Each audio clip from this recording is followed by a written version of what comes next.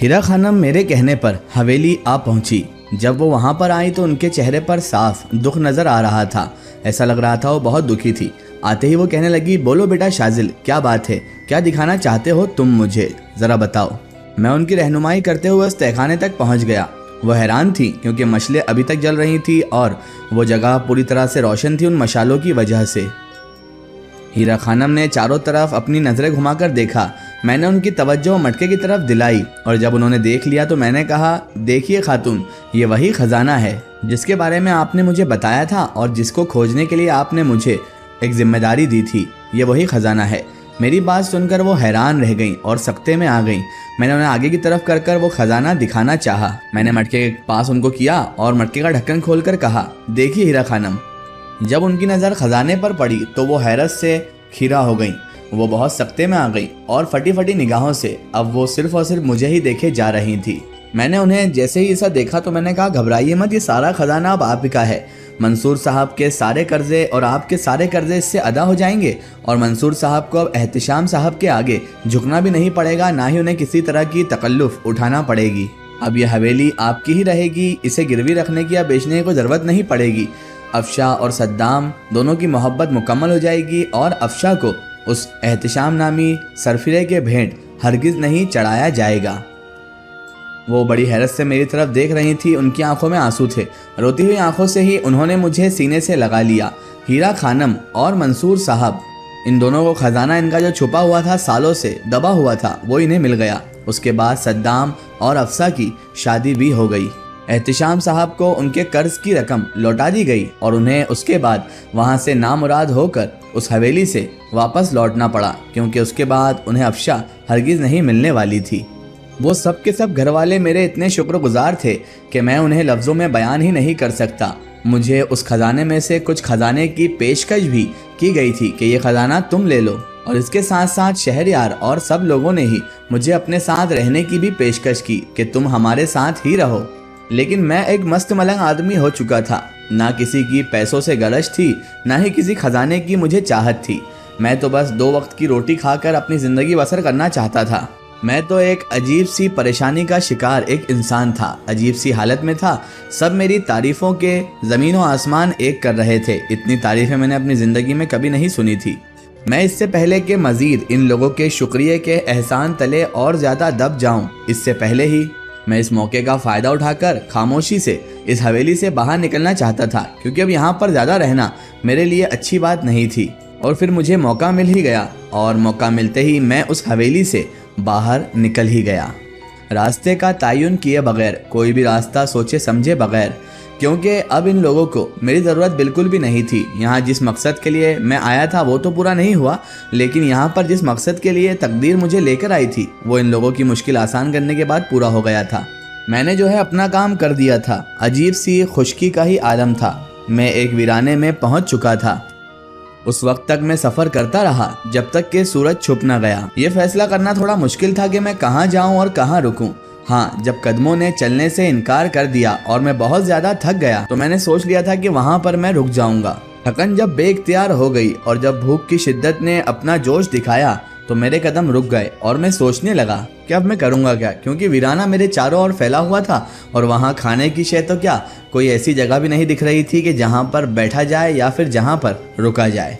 हर तरफ झाड़ियाँ उगी हुई थी, तारीकियाँ मेरा इंतज़ार कर रही थी, अंधेरा ही अंधेरा था। फिर मुझे इन अंधेरे में एक दरख्त दिखा जिसके नीचे मैं आराम करने के लिए बैठ गया और उसके बाद मैंने आंखें बंद कर ली।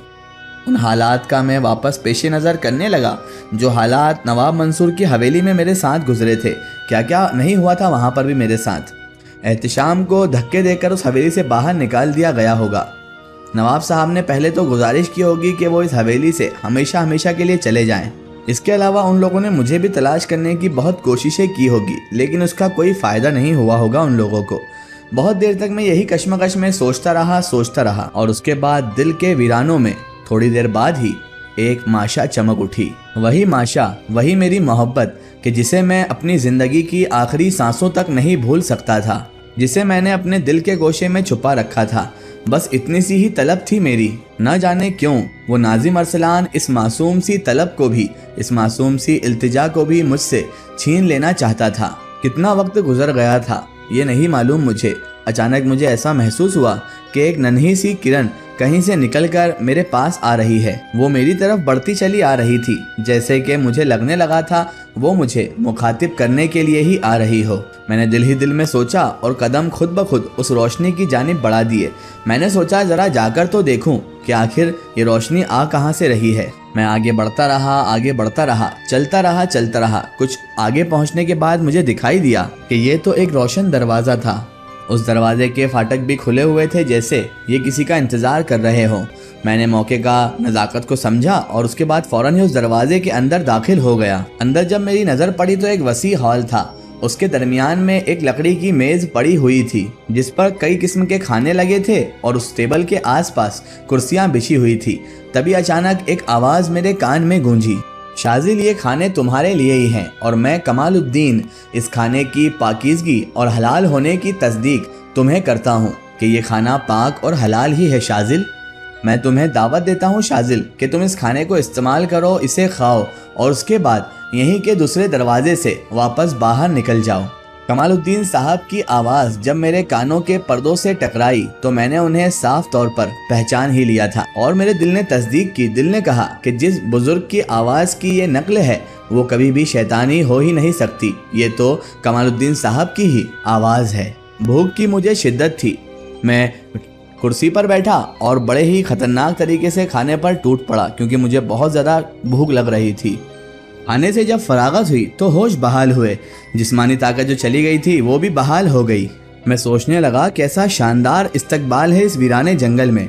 मैंने तभी बुलंद आवाज़ में कहा, आपकी इस दुआ से और इतनी सारी आपकी वजह से ही मैं कामयाब होता रहा हूँ कमालुद्दीन साहब। अमीर शाह साहब, उस्ताद मोहतरम, मुझे रोशनी बख्श दीजिए। मैं आगे बढ़ूँ ताकि आप लोगों की दुआओं से और आपकी रहनुमाई की वजह से ही मैं आगे बढ़ रहा हूँ, तो मैं आगे बढ़ना चाहता हूँ। काफ़ी देर तक मैंने इंतज़ार किया लेकिन कोई जवाब मुझे ना मिला। मैं उठकर सामने गया। सामने एक दरवाज़ा मौजूद था। मैं उस दरवाजे से बाहर निकल आया। उसके बाद दरवाजे से निकलने के बाद मैं काफ़ी दूर तक चलता रहा। तभी मुझे अचानक एक बस्ती नज़र आई। रात ढलने ही वाली थी। दूर एक घंटा तभी नज़र आया और अजीब सी आवाज़ें वहाँ पर बुलंद भी हो रही थी। मैंने जब गौर से आवाज़ें सुनी तो मालूम हुआ कि वो कोई हिंदू आबादी थी। तो क्या मैं सरहद के दूसरी तरफ आ चुका हूँ? क्योंकि यहाँ पर तो हिंदू आबादी इतनी ज़्यादा नहीं थी। क्या मैं सरहद की दूसरी तरफ पहुँच चुका हूँ? क्या मैं वाकई हिंदुस्तान में आ गया हूँ? मेरा अंदाज़ा बिल्कुल भी गलत नहीं था। एक अच्छे खासे फासले पर मुझे एक मंदिर नज़र आ रहा था। मैं उसे देखकर सोचने लगा कि अब मुझे क्या करना चाहिए। अगर मैं यहाँ भेजा गया हूँ तो इस बात का भी कोई ना कोई मकसद तो ज़रूर होगा, ये मैं सोचने लगा। फिर मैं उस मंदिर के दरवाजे तक पहुँच गया। दरवाजे से जब मैं अंदर दाखिल हुआ तो एक हैबतनाक बुत पर नज़र पड़ी। मेरे कदम आहिस्ता से उस जानिब बढ़ गए और मैं फिर उस हॉल में पहुंच ही गया जहां पर उस वक्त पूजा हो रही थी। मुख्तलिफ पुजारी नंग बदन पूजा कर रहे थे। मैं वहां पर होने वाली अजीबोगरीब गतिविधियों को, सारी मामलों को मैं अपनी आंखों से देख रहा था और मैं वह हाल तक पहुंच ही गया था। मैंने वहां पर एक चीज़ गौर की कि वो लोग जो पूजा कर रहे थे उनकी आंखें खुली होने के बावजूद भी वो मुझ पर गौर नहीं कर पाए थे। मैं आगे बढ़ा और राहदारी में निकल आया जिसके दोनों सिमत कमरे के छोटे छोटे दरवाजे मौजूद थे। मंदिर के पुजारी शायद इन्हीं कमरों में रहा करते थे। मैं उन्हें देख रहा था। वो छोटी छोटी धोतियां बांधे, गले में सफेद धागे डले हुए थे और वो इधर से उधर जा रहे थे। मेरे कदम आगे की जानिब अब बढ़े जा रहे थे। मैंने अपनी पूरी जिंदगी में कभी भी कोई मंदिर अंदर से नहीं देखा था। हाँ, ये जरूर है कि मंदिर के बारे में सुना जरूर था, लेकिन इस वक्त मैं अपनी आंखों से सारा मंजर देख रहा था। मेरी ज़ाती दिलचस्पी भी इसमें शामिल थी क्योंकि मुझे कभी भी ऐसा मंजर देखने को नहीं मिला था। मैं हॉल से बस गुजरा ही था कि मैंने अजीब सी कहकहों की आवाज़ें सुनी। ये खूबसूरत कहकहे थे औरतों के हंसने की ही आवाज़ थी ये। मैंने उन्हें भी अपनी आंखों से देख लिया। ये हसीन और नौजवान लड़कियां थी जो एक दूसरे से शरारतें किए जा रही थी और उनकी अच्छी खासी तादाद भी थी। बिलाशुबा एक अजीब सा एहसास होने लगा था, लेकिन इबादत गाह में इनका क्या काम। तभी मेरी नज़र एक उदास सी लड़की पर पड़ गई जो कि कम उम्र थी, लेकिन इंतहाई उसकी पुरकशिश आंखें थी। दूसरी लड़कियां पता नहीं पर क्यों उसे छेड़ रही थी। मैं मंदिर से और आगे बढ़ गया और मंदिर के पीछे वाली जगह पर निकल गया। ना जाने क्यों पर मुझे यकीन हो चला था कि इस वक्त मेरी शख्सियत बहुत अजीब हो चुकी है। ऐसा लग रहा था कि या मुझे कोई देख नहीं पा रहा है ये एक अजीब सा तस्वुर था। नाकाबिले यकीन तो नहीं था क्योंकि मुझ पर अजीब सी मेहरबानियां कई वक्त से थीं और मुझे शायद खुसूसी तौर पर ही इधर की जानिब भेजा गया था। इसका मतलब हो ना हो यहाँ पर कुछ है। मेरे कदम वापस से मंदिर में दाखिल हुए तो इसकी कोई ना कोई वजह तो ज़रूर होगी। मैं देर तक इधर उधर देखता रहा। मंदिर के पीछे एक खूबसूरत तालाब मौजूद था और इसके किनारे पर एक आलीशान रिहाइशगाह नज़र आ रही थी। मेरे कदम उस रिहाइशगाह की तरफ बढ़ गए और मैं अंदर की तरफ दाखिल हो गया। मैं बहुत देर तक वहीं पर घूमता रहा और फिर मैं थक हार कर एक जगह पर बैठ गया। मैंने सोचा अब जो होगा देखा जाएगा। वक्त बदल गया, घड़ी भी बदल गई, लेकिन बदन की जो थकान थी वो वैसे के वैसे ही थी क्योंकि मैं अभी तक तसल्ली से आराम तक नहीं कर पाया था। जिस जगह बैठा हुआ था मुझे उसी जगह पर नींद आ गई। फिर उस जगह जागा जब खासी रात हो चुकी थी। कानों में मेरे अब अजीब सी आवाजें आने लगी। ऐसा लग रहा था मानो जैसे साज बज रहे हों। चुनांचे में वहां से उठकर आगे बढ़ा। साजों की ये जो आवाज थी वो पूजा घर से ही आ रही थी, लेकिन इस आवाज में बड़ी दिलकशी थी। ये आवाज मन को बहुत अच्छी लग रही थी। मैं आगे बढ़कर हॉल में घुस गया। हॉल में घुसा तो वहां का मंजर बड़ा अजीबोगरीब था, जिसे देखकर मैं हैरान और परेशान दोनों हो चुका था। बड़ा ही पुरसहर मंजर था उस हॉल के अंदर। थाली में दिए रोशन किए हुए थे और वो हसीन लड़कियों के हाथ में थे जो कितार बांधे वहीं पर खड़ी हुई थी। उनके चेहरे इतने ज्यादा खूबसूरत थे कि उन पर निगाहें ही ना ठहरती। अजीब दिलकश लिबासों में वो लड़कियां थी और चेहरों पर जगमग सितारे जैसी रोशनी फैली हुई थी। साजों की धुन पर उनके पांव थिरक रहे थे। पंडित और पुजारी भी सब के सब वहीं पर मौजूद थे। फिर अचानक मेरी निगाहें उस लंबे चौड़े आदमी पर पड़ी जो अभी अभी उस पूजा घर में दाखिल हुआ था। हसीन लड़कियां जो थालियों में दिए जलाए हाथ की हथेली पर रखकर खड़ी हुई थी, थालियां मखसूस अंदाज में सीधी किए वो अचानक से झुक गईं। जो अभी अंदर दाखिल हुआ था वो नंग ढंग एक पुजारी था जो बहुत ही मन वजनी था। वो फुटबॉल की तरह गोल मटोल हो रहा था। गठा हुआ सर, मुंडी हुई मूंछें और अजीबोगरीब ही लग रहा था। वो कहीं से कहीं तक कोई पुजारी तो लग ही नहीं रहा था। अब क्या होगा? क्या शाजिल और किसी मुसीबत में पड़ने वाला है या फिर ये सब तकदीर का खेल है और शाजिल किसी और मंजिल पर पहुंचने वाला है? अब आगे क्या होगा? क्या माशा शाजिल को मिलेगी या नहीं मिलेगी? ये सारी बातें हम जानेंगे इस वीडियो के अगले पार्ट में। अगर आप भी अपनी ज़िंदगी की कोई सच्ची घटना या अपनी स्टोरी हमारे चैनल से शेयर करवाना चाहते हैं या किसी भी तरह की आप स्टोरी हमारे चैनल से अपलोड करवाना चाहते हैं तो हमारे Facebook page my story book को फॉलो करें।